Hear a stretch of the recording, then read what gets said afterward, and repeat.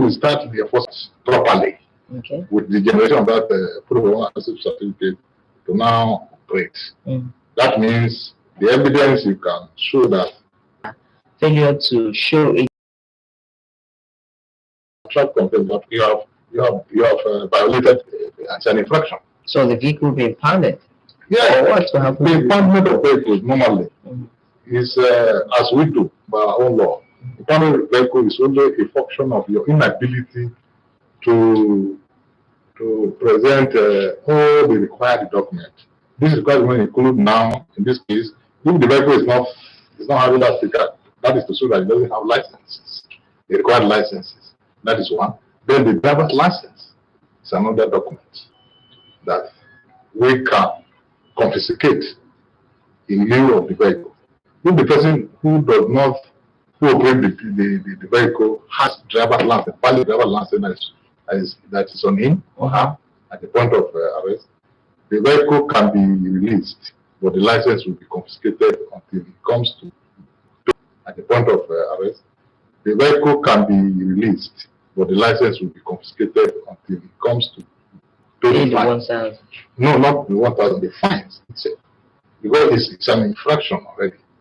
Outside that 1,000, you have committed a traffic infraction, which you pay for. So, yeah, in this case, it is in your own interest to avoid, arrests, to avoid being apprehended, that you comply. Because when you are accosted on the road and there is no evidence that this vehicle is properly registered, the vehicle automatically becomes suspect. It's only when you are able to properly identify yourself through your driver's license identification that we may say, okay, we give you the privilege of not impounding that vehicle. Yes. But what measures have been put in place to ensure that this registration of this, the process is seamless? Yes, these were taken note of. The idea that since it is a national demand now, that the vehicles will have to meet. It means that we too will have to ensure that we meet up with the demands. Those facilities are already on ground, and it will not create kind of chaos that were noticed incidents or situations in the past. I can assure you of that, because it's something that we have been longing for. That longing for. Longing for the standardization of our licensing system. That FRC said our concern has been how to standardize our licensing data. That has been our concern. That's why our own. So this is going to answer that question. Exactly. Okay. Once a vehicle is licensed properly and the proof of ownership certificate is generated, that vehicle is properly captured on the national database, and that vehicle can never be registered. That means you cannot steal that vehicle and register it another way. You cannot use that vehicle for crime and it will not be traced to you. And that means we will not be having a haphazard numbering or registration system. I know you've dealt with the issue of why we have to pay this proof of ownership, but someone asked the question, at this time in our national history, why are we introducing it now? Because people are really feeling the effect of the economy. The question of the right time, that one is difficult to answer. We don't know any right time, but it's part of the challenges of nation building, because the insecurity cannot do this. The crimes cannot do this. And there is no right time for you to say they cannot wait. There's no time for you to say you have to wait until everybody agree with what you are going to do before you do it. Well, you know that your action will lead to certain resolutions of a national crisis. That is why it is now.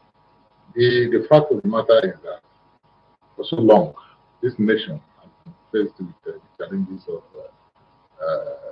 national database, particularly vehicles and drivers. And in most cases, crimes or insecurities or actions that lead to violent situations are done basically using motor vehicles. So if we cannot even have the data of the vehicle that fly on our road, how can we now identify those who use it? And how can we identify those that drive those vehicles? This is why I told you earlier that FRSC has been trying to find a way by which the nation can capture the users of our road properly through this mechanism of data capturing, which is evidence and proof of ownership.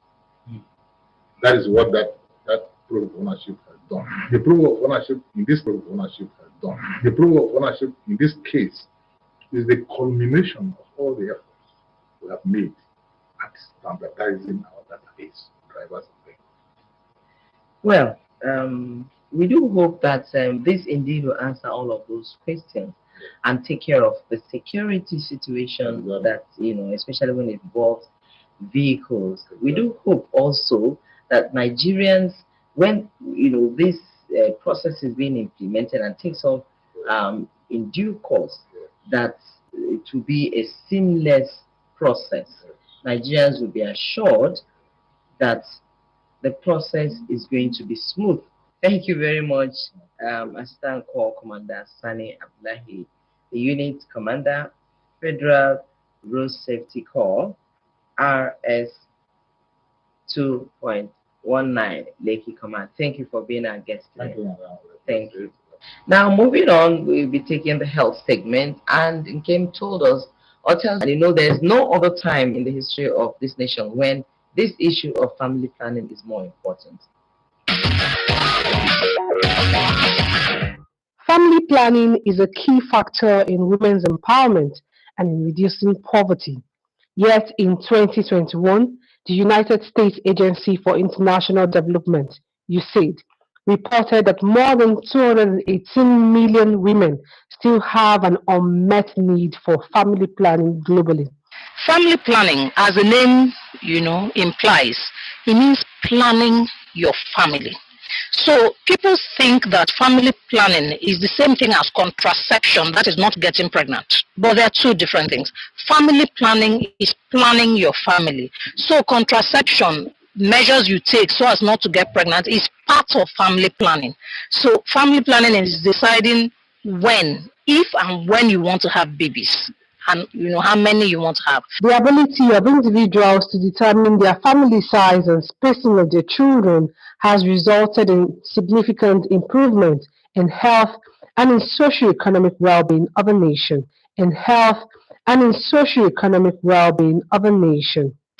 The benefits of family planning is you decide if and when you want to have babies. It's advocated that babies should be spaced for the health of the mother. You don't have babies back to back, so that at least 2 years between babies for the mother to recover and be able to, to give her best to the next baby. So all these are the reasons why one needs family planning. If you think that you can cater for 10 babies, can the mother's health, be able to take 10 babies, 10 pregnancies in today's world, with a working mother, with all the stress? So look at the mother's health, the baby's health, and the physical, ecological, and social and financial challenges that are around, and determine how many children you want to have. As a matter of fact, couples should decide this before they start having babies. A lot of questions have been asked about the safety of family planning, while some people believe that there are myths surrounding it. Some people said, oh no, family planning, it has a lot of side effects. Some people bleed a lot, and then some people, when they want to have babies,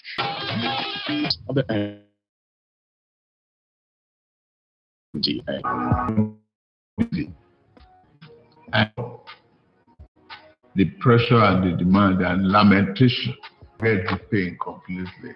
And that's what we are going through, economy.